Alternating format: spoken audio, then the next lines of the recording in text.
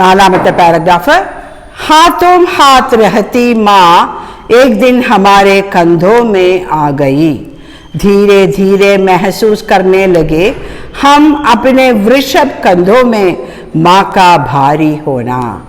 നമ്മൾ ആദ്യം പറഞ്ഞ പോലെ അമ്മ എന്ത് ചെയ്യാണ്? ഓടിക്കൊണ്ടിരിക്കുകയാണ് അമ്മ.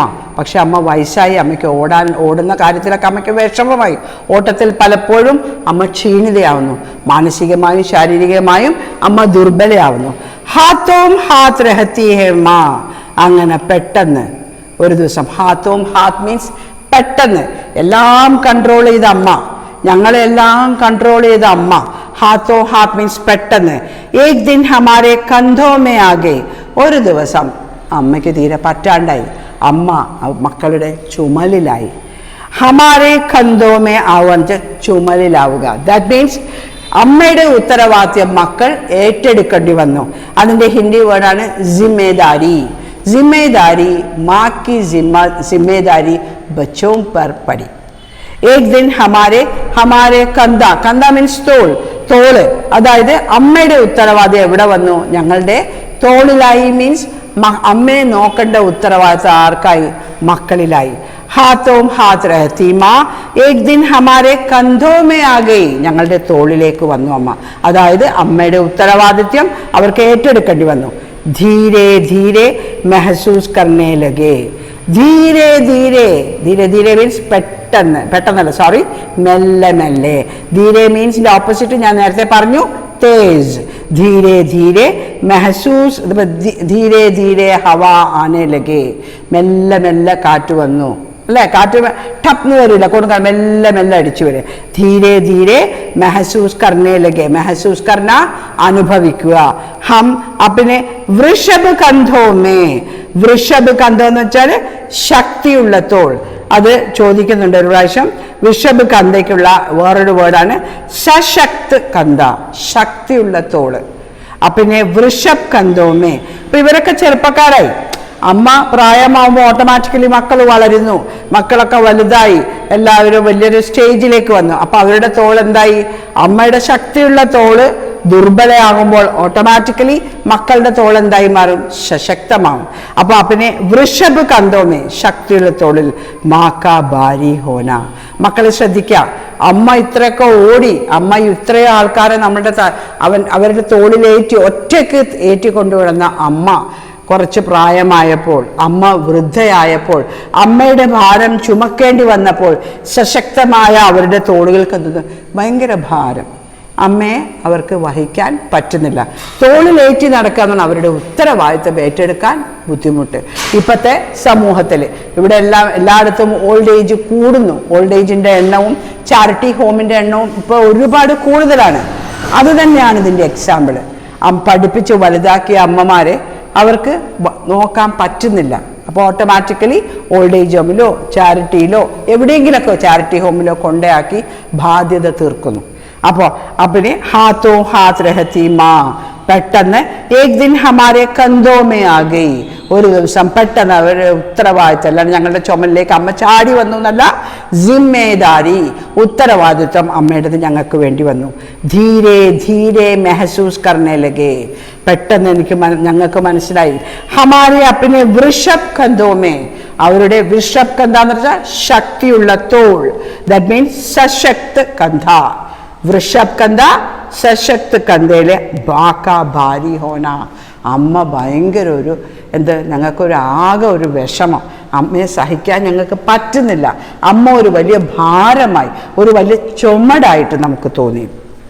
അതിൽ ഏക് ദിൻ ഹമാരെ കന്ധേ മേ ആ ഗയി, അണ്ടർലൈൻ.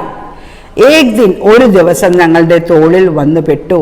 ഏക് ദിൻ ഹമാരെ കന്ധമേ കോൻ ആ ഗയി മാ. എന്താണ് വന്നത്? ജിമ്മേദാരി.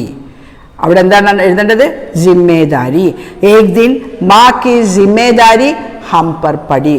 जब वह दुर्बल हो गए, जब वह शारीरिक और मानसिक तौर पर टूटती रही और वह दुर्बल हो गए, हमसर हो गई, तो उसकी सारी जिम्मेदारी किसको लेना पड़ा? बच्चों को लेना पड़ा.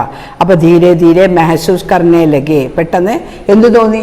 തോടുകളിൽ ഇതൊന്നും നിങ്ങൾക്ക് വായിക്കാൻ. അപ്പം ഭാര്യയായി, മക്കളായി, അപ്പം അമ്മയായി. അപ്പം അമ്മയാണ് വഹിക്കാൻ പറ്റാത്തത്. മറ്റേതൊക്കെ നമുക്ക് ചെയ്യാം, കാരണം അവരൊക്കെ ആരോഗ്യമുള്ളവരാണ്. ഇവിടെ ആരോഗ്യം കുറഞ്ഞത് ആർക്കാണ്? അമ്മയ്ക്ക്. അപ്പോൾ മാ കാ ഭാരി ഹോന. ഭാരി മീൻസ് ഭയങ്കര വെയിറ്റ്, അതിൻ്റെ ഓപ്പോസിറ്റ് ഹൽക്ക, ലൈറ്റ്. ഭാരി ഓപ്പോസിറ്റ് ഹൽക്ക, ലായും കായും കൂട്ടി എഴുതുക, ഹൽക്ക. അപ്പോൾ മാ കാ ഭാരി ഹോന, അതായത് ബൂढ़ापे में वह माँ उसके लिए बोझ बन गई. अल्ला माँ की जिंदगी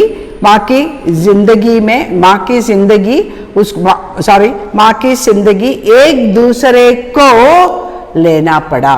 ഇപ്പോൾ നമ്മൾ പഴയ ഫിലിമിലൊക്കെ പല മലയാളം ഫിലിംസിലും നമ്മളിത് കണ്ടിട്ടുണ്ട്.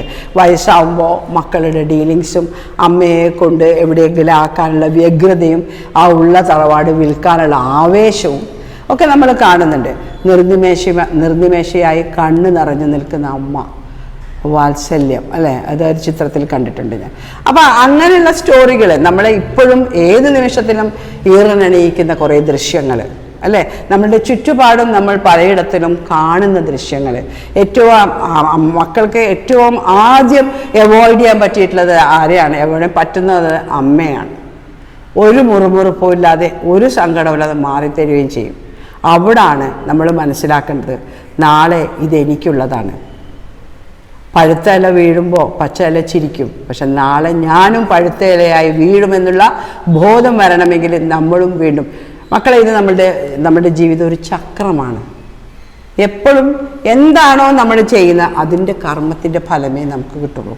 നമ്മളെ അമ്മമാരെ നല്ലോണം നോക്കിയിട്ടുണ്ടെങ്കിൽ നമ്മളെയും നോക്കും നമ്മളെ മക്കൾ. നമ്മളെ അമ്മമാരെ നോക്കിയില്ലെങ്കിൽ നമ്മളെ നോക്കാനും ആരുണ്ടല്ലോ. ഞാൻ ആദ്യം പറഞ്ഞ ഷോർട്ട് ഫിലിം പോലെ മകന് ബോധം വന്നത്, അമ്മ ഇത് ഞാൻ എനിക്ക് വേണ്ടിയല്ല, ഇത്രയും ഓർഫണേജിൽ നിന്ന് കൊടുക്കാം, നീ ഇവിടെ വന്ന് പെടുമ്പോൾ നിനക്ക് സൗകര്യങ്ങൾ വേണം. അവിടെ ഒന്നുകൂടി മുൻകൂട്ടി കാണുന്നു അമ്മ, ഞാനിവിടെ പെട്ടതുപോലെ എൻ്റെ മകനെയും മക്കൾ തള്ളി ഇവിടെ ഇടും.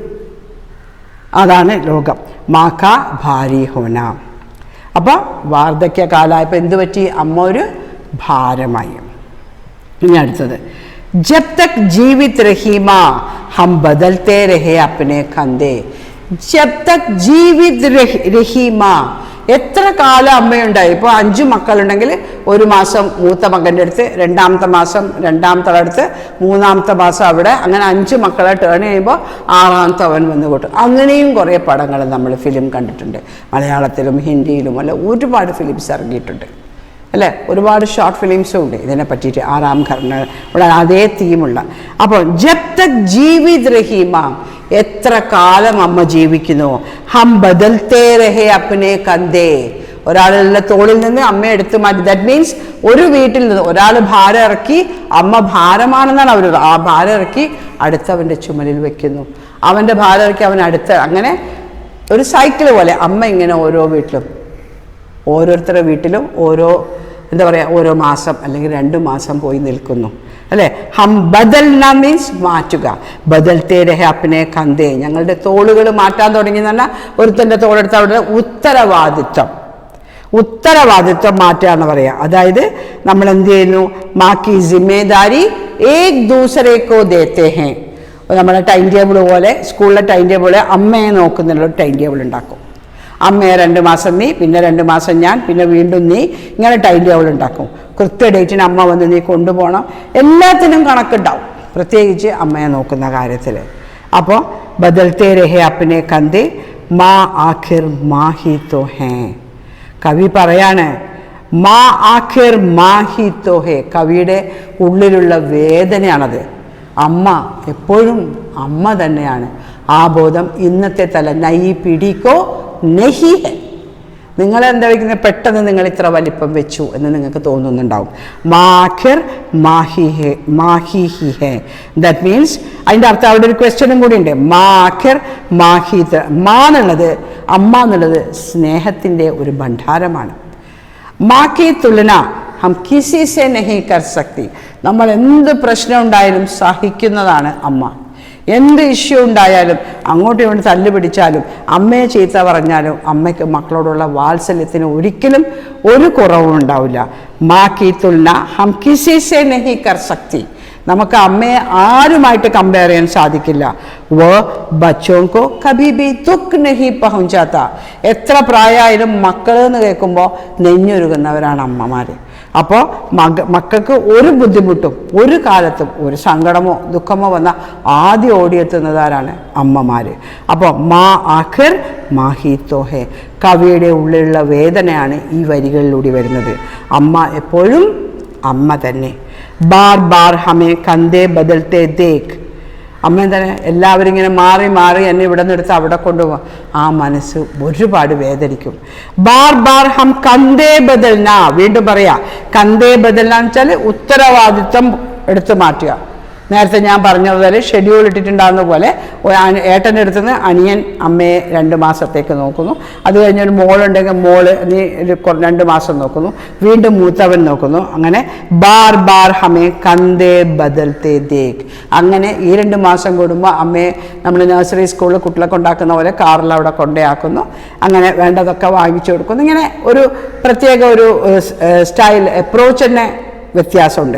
ബാർ ബാർ ഹമേ കന്തേ ബദൽത്തെ ദേഖ്. ഉത്തരവാദിത്തങ്ങൾ ഇങ്ങനെ ഓരോരുത്തരെ ഏൽപ്പിക്കുന്ന കാണുമ്പോൾ ഹമാരെ കന്തോം സെ ഉത്തർ ഗയിമ, മനന്തൊന്ന് ആ അമ്മ മരിച്ചു പോകും. എന്തുകൊണ്ട് ഇങ്ങനെ അമ്മ, എന്തുകൊണ്ട് അമ്മ അത്രയധികം വേദന? ഓരോ മക്കൾ ഷെയർ ചെയ്യാണ് അമ്മനെ, സ്നേഹം കൊണ്ടല്ല. ഉത്തരവാദിത്വം സഹിക്കാൻ പറ്റാണ്ട് മകൻ, മൂത്ത മകൻ ഇളയ മകനെ കൊടുക്കുന്നു, ഇളയ മകൻ മറ്റേയാൾക്ക് കൊടുക്കുന്നു. ഇത് കണ്ട് അമ്മ കന്തേ സേ ഉത്തർ ഗയി. കന്തോം സേ ഉത്തർന മീൻസ് മർജാന. അമ്മയുടെ ജീവൻ തന്നെ പെട്ടെന്ന്, അതായത് ഒരു അസുഖവും ഇല്ലാത്ത ആൾ ഇതൊക്കെ കാണുമ്പോൾ അസുഖമാവും, മാനസികമായ വ്യഗ്രത ഉണ്ടാവും. അത് ആരോഗ്യത്തിന് ഹാനികരമാണ്. അത് വേറെ ഹെൽത്ത് ഉണ്ടാക്കും. ഉടനെ എന്താവും? അസുഖങ്ങളായി മരുന്നായി ആൾ വേഗം അങ്ങ് പോവും. അപ്പോൾ ബാർ ബാർ ഹമാരെ കന്തേ ബദൽത്തെ ദേഖ് ഹമാരെ കന്തോം സേ ഉത്തർ ഗയിമ. ഞങ്ങളുടെ ഇത് കണ്ടിട്ട്, ഈ ഷെഡ്യൂളും ഈ രീതിയും കണ്ട് അമ്മ ആകെ വിഷമിച്ചു. അമ്മ എന്ത് ചെയ്തു? കന്തോം സേ ഉത്തർ ഗയി, ഞങ്ങളുടെ ചുമലിൽ നിന്ന് ഇറങ്ങിപ്പോയി. ദാറ്റ് മീൻസ് കന്തോം സേ ഉത്തർ ജാന. അതിൻ്റെ അർത്ഥം എന്താ? മർജാന, മരിക്കുക. അണ്ടർലൈൻ ചെയ്യണം. और माँ के कंधों से उतरते ही. പിന്നെ ഒരു സംഭവം കൂടി നടന്നു.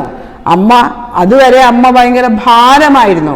ആ അമ്മ എല്ലാവരും പങ്കിട്ടെടുത്തു. മാസങ്ങൾക്ക് ഒരു കൊല്ലത്തിൽ എത്ര മാസമുണ്ടോ അതനുസരിച്ചിട്ട് മക്കൾ പങ്കിട്ടെടുത്തു. അമ്മ മരിച്ചു.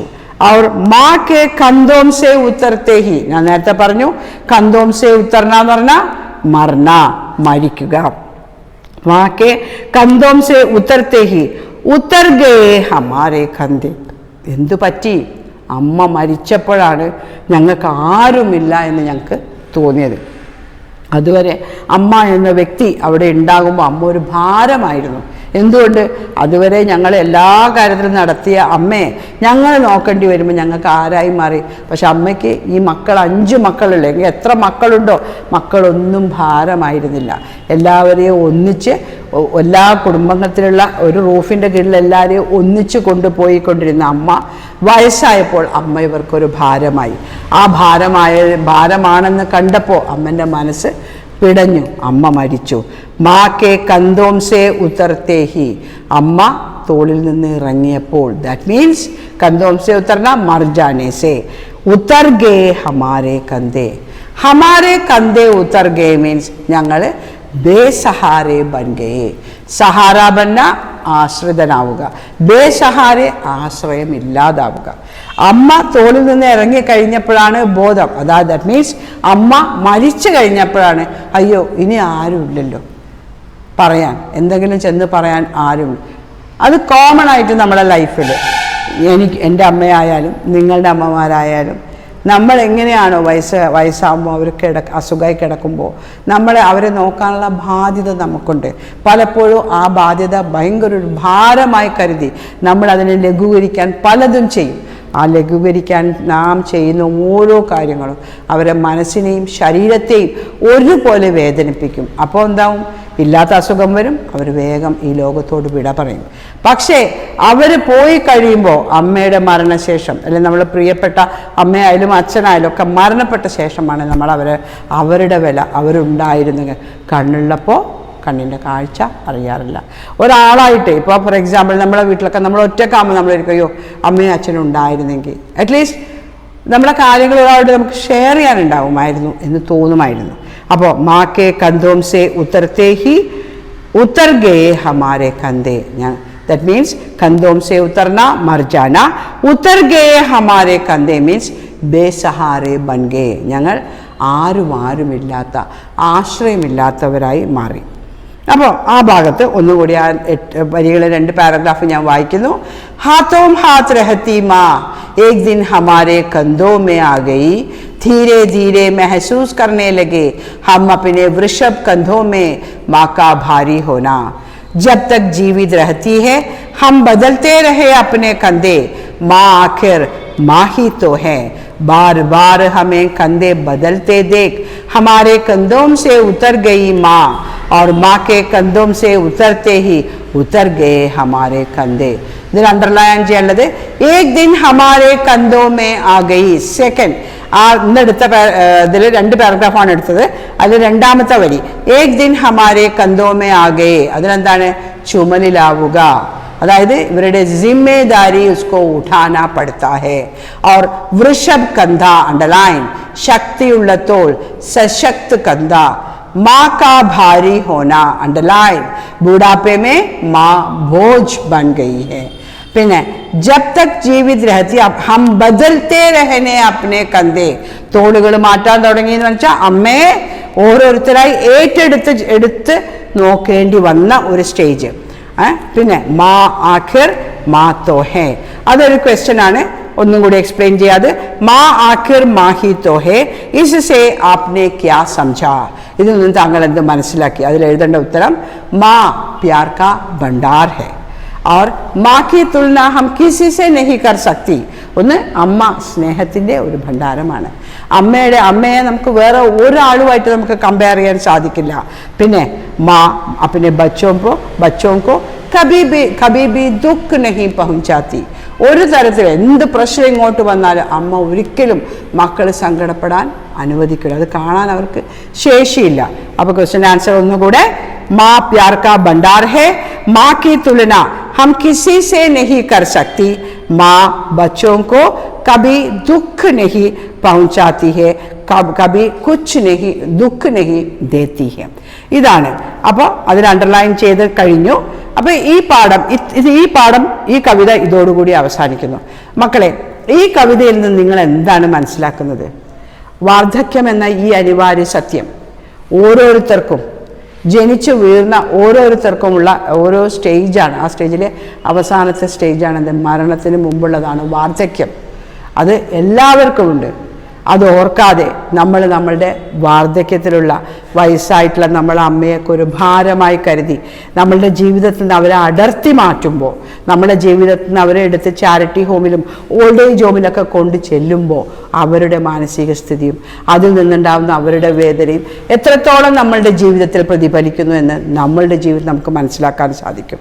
അങ്ങനെ ജീവിതത്തിലെ ഓരോ ഉയർച്ചയും താഴ്ചയും എല്ലാം അമ്മയുടേതാണെന്ന് മനസ്സിലാക്കി അമ്മമാരെ സ്വന്തം എത്ര പ്രായമായാലും കൂടെ നിർത്തി പരിചരിക്കാനുള്ള ഒരു ഒരു സ്നേഹം അല്ലെങ്കിൽ അവരോടൊരു കൺസിഡറേഷൻ മക്കൾ കാണിക്കേണ്ടതുണ്ട്.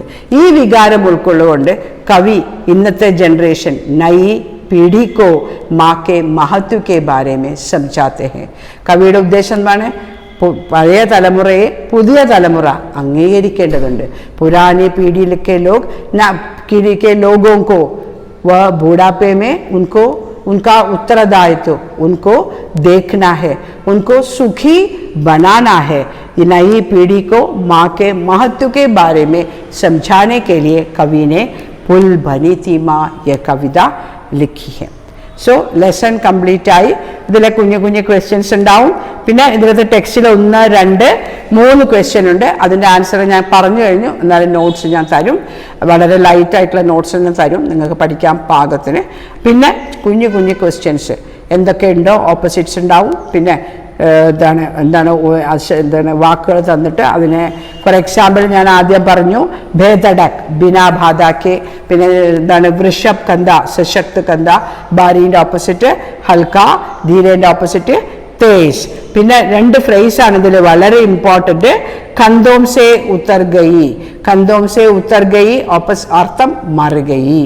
അതേസമയം കന്തേ ഹമാരെ കന്തേ ഉത്തർ ഗയി എന്ന് പറഞ്ഞാൽ അർത്ഥം വേറെയാണ്, ബേസഹാരെ ബനെ. That is very very important, the two lines. ഒന്നാണ് ഹമാരെ നോട്ട് ചെയ്യാം മക്കൾ, ഹമാരെ കന്തോം സേ ഉത്തർ ഗയി എന്ന് പറഞ്ഞാൽ തോളിൽ നിന്ന് അമ്മ ഇറങ്ങിപ്പോയി എന്നാണ്, അതിനർത്ഥം മറുകയി. അതേസമയം ഉത്തർ ഗയെ ഹമാരെ കന്തേ, ഹമാരെ കന്തേ ഉത്തർ ഗയെ, ഞങ്ങളുടെ തോള് താണുപോയി എന്ന് പറഞ്ഞാൽ എന്താ, അവിടെ എന്താണ് ഉത്തർന മീൻസ് ഇറങ്ങുക, ഇവിടെ ഇറങ്ങുക മീൻസ് താണുപോയി എന്ന് പറഞ്ഞാൽ അതിൻ്റെ അർത്ഥം എന്താണ്, ഞങ്ങൾ ആരുമില്ല, ഹെൽപ്ലെസ് ആയിപ്പോയി, നമ്മൾ ബേസഹാര, ആരും ആശ്രയമില്ലാത്ത പോലെ പോയി. അത് രണ്ടെണ്ണം വളരെ ഇമ്പോർട്ടൻ്റ് ആണ്. അതിൻ്റെ താഴെ നിമ്നലിഖിത ആശയ കവിതാക്കി കിൻ കിൻ പങ്ക്തിയോണ് ആക്ടിവിറ്റി. ഓക്കെ, നിമ്നലിഖിത ആശയ, താഴെ കൊടുത്തിട്ടുള്ള ആശയം കവിതയുടെ ഏത് പങ്ക്തികളിലാണുള്ളത് എന്നാണ്. ഒന്നാമത്തത്, बेटों का जीवन बेरोक टोक चलती गाड़ी के समान था. बेटों का जीवन, മക്കളുടെ ജീവിതം, ബേരോക് ടോക്ക്, ബേരോക്ക് തടസ്സമില്ലാതെ, ഭേതടക് നമ്മൾ നേരത്തെ പഠിച്ചു, നിർത്താതെ ഓടുന്ന ഒരു ട്രെയിൻ പോലെയാണ്. ബേട്ടോം കാ ജീവൻ, കുട്ടികളുടെ ജീവിതം എന്താണ്, ബേരോക് ടോക്ക് ചൽത്തി ഗാഡി കെ സമാൻ. എങ്ങനെയാണ്, ഓടുകയാണ് വണ്ടി, ആ പ്രായം ഓടുകയാണ്. അതിനോടനുബന്ധിച്ചുള്ള വരികൾ ഏതാണെന്ന് ചോദിച്ചാൽ മക്കൾ എഴുതേണ്ടത്, ദൗഡ്തി രഹത്തി തീ ഭേതഡാഗ് ബിനാ കിസി ഹരി ലാൽ ബത്തി കെ. ഒന്നാമത്തെ പാരഗ്രാഫിലെ 4-ാമത്തെയും 5-ാമത്തെയും വരി മനസ്സിലായില്ലേ? ദൗഡ്തി രഹത്തി തീ ഭേതഡക്, 4ഉം 5ഉം വരികൾ ബ്രാക്കറ്റ് ചെയ്യുക. ദൗഡ്തി രഹത്തി തീ ഭേതഡക് ബിനാ കിസി ഹരി ലാൽ ബത്തി കെ, അതാണ് അതിൻ്റെ ഉത്തരം. രണ്ടാമത്തത്, മാ കി ദേഖ്ഭാൽ കി ജിമ്മേദാരി ബേട്ടോം പർ ആ ഗയി. മാ കി ദേഖ്ഭാൽ കി ജിമ്മേദാരി, അമ്മയെ നോക്കാനുള്ള ഉത്തരവാദിത്വം, ബേട്ടോം പർ ആ ഗയി, അമ്മയെ നോക്കാനുള്ള ഉത്തരവാദിത്വം ആർക്ക് വന്നുപെട്ടു, കുട്ടികളിൽ വന്നുപെട്ടു. അതിൻ്റെ ഉത്തരം എന്താണ്, ഏക് ദിൻ ഹമാരെ കന്തോ മേ ആ ഗയി, ഏക് ദിൻ ഹമാരെ കന്തോ മേ ആ ഗയി. അതായത് 3rd പാരഗ്രാഫിലെ 2nd ലൈൻ, ഏക് ദിൻ ഹമാരെ, not 3rd paragraph, sorry 4th പാരഗ്രാഫിലെ 2nd ലൈൻ, ഏക് ദിൻ ഹമാരെ കന്തോ മേ ആ ഗയി. ദെൻ മനസ്സിലായല്ലോ. ദെൻ മൂന്നാമത്തെ, ബേട്ടെ അപ്നെ ദായിത്വ ബദൽത്തെ രഹേ, മൂന്നാമത്തത്. അതിൻ്റെ അടുത്ത ലാസ്റ്റ് പാരയില്, ജബ് തക് ജീവിത് രഹി മാ ഹം ബദൽത്തെ രഹേ അപ്നെ കന്ധേ, ജബ് തക് ജീവിത് രഹി മാ ഹം ബദൽത്തെ രഹേ അപ്നെ കന്ധേ, അത് മൂന്നാമത്തത്. നാലാമത്തത്, മാ കെ ചലേ ജാനെ സെ ബേട്ടെ ബേസഹാരെ ബനെ. നാലാമത്തത്, മാ കെ ചലേ ജാനെ സെ, ചലേ ജാന എന്ന് പറഞ്ഞാൽ മരിക്കുക, ബേട്ടെ ബേസഹാരെ ബനെ. അതിൻ്റെ കറസ്പോണ്ടിങ് ആയിട്ടുള്ള ലൈൻസ്, മാ കെ കന്തോം സെ ഉത്തർത്തെ ഹി ഉത്തർ ഗയേ ഹമാരെ കന്ധേ. Last 2 lines of the poem, മാ കെ കന്തോം സെ ഉത്തർത്തെ ഹി ഉത്തർ ഗയേ ഹമാരെ കന്ധേ. അപ്പം 4 വരികൾ തന്നിട്ടുണ്ട്, ആ വരിക്കനുസരിച്ചുള്ള ആശയങ്ങളും നമ്മൾ തന്നിട്ടുണ്ട്. അപ്പോൾ ഈ കവിത കംപ്ലീറ്റ് ആയി. ഈ കവിതയിലെ കവിയുടെ പേരാണ് എന്താണ് മക്കളെ, നരേന്ദ്ര പുണ്ട്രിക്. കവി നരേന്ദ്ര പുണ്ട്രിക് ഇസ്കെ ദ്വാര वो എന്താണ് പറയുന്നത്, माँ के महत्व के बारे में बताते हैं. हमारे समाज में माँ का महत्व कितना है, नई पीढ़ी के लोग उनके लिए किस प्रकार का व्यवहार करते हैं.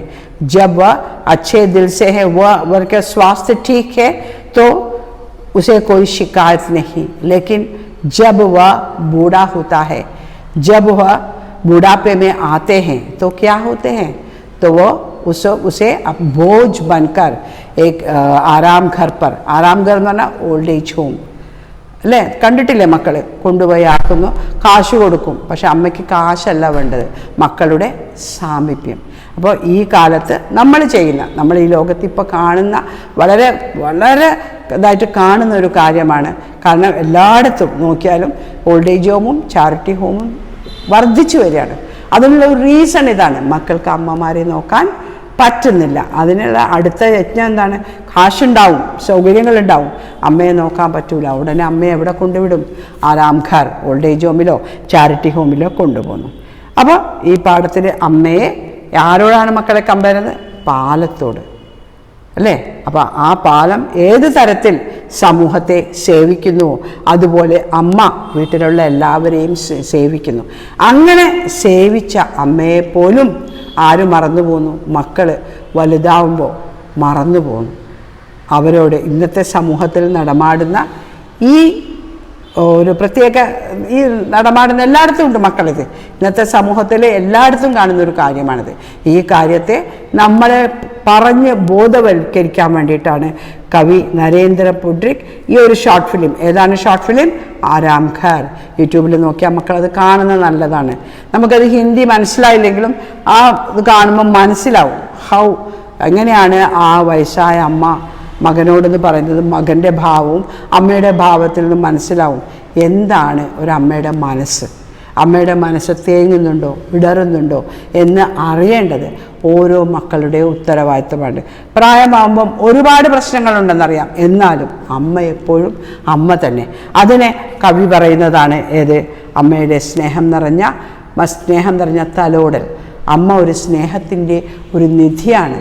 ഈ സ്നേഹനിധിയായ അമ്മ എപ്പോഴും ഇങ്ങനെ സ്നേഹ പ്യാർ കാ ഭണ്ഡാർ ഹെ वो कि उसकी तुलना हम किसी से नहीं कर सकती और बच्चों को वह कभी भी दुख नहीं पहुंचाती, वह कभी भी बच्चों को दुख नहीं देती.